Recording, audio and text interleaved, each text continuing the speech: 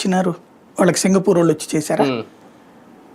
లేకపోతే ఉత్తరాఖండ్, ఛత్తీస్గఢ్ ఇట్లాంటి చోట్లనే ఎవరు వచ్చి పెట్టించారు?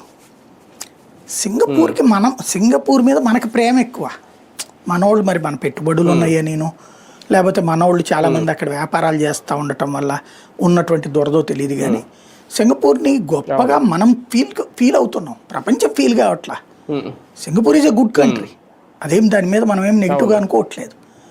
కానీ అది ఆంధ్రప్రదేశ్ చరిత్రను మార్చగలిగిన స్థాయి కాదు. సరిగ్గా ఆలోచించగలిగితే మన దగ్గర ఉన్నటువంటి దాంట్లో పోర్ట్ బేస్డ్ ఎకానమీ అన్నటువంటి సింగపూర్ ఎందుకు ఆలోచించలేకపోయింది? మనం అమరావతిలో 1600 ఎకరాలు ఇద్దాం అనుకుంటున్నాం సింగపూర్కి. అసలు ఒరిజినల్గా సింగపూర్ని ఎక్కడెక్కడ ఇన్వాల్వ్ చేయాలి?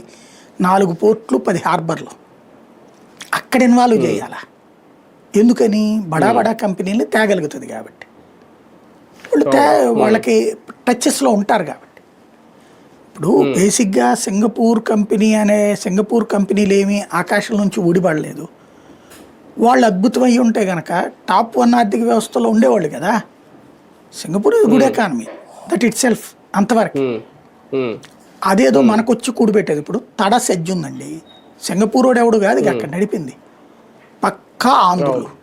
రవిసన్నారెడ్డి, శ్రీనిరాజు ఇద్దరు ఆంధ్ర నుంచి తెలంగాణలో సెటిల్ అయినటువంటి వ్యాపారవేత్తలు. వాళ్ళు నెంబర్ 1గా ఉంది కదా టోటల్గా మనకి. ఆ ఇచ్చిన 5,000 6,000 ఎకరాల్లోనూ 3,000